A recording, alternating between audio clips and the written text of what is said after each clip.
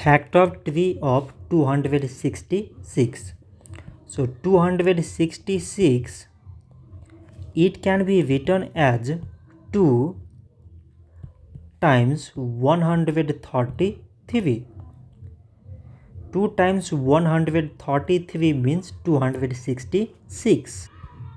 So now 133, it is equal to 7 times 19.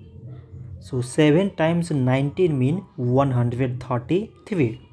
So now we select the prime numbers in all these numbers. So prime numbers are 2, 7 and 19. So we can write 266 is equal to product of all these prime numbers, that is this 2 times 7 times this 19. So this much for today, and thanks for watching.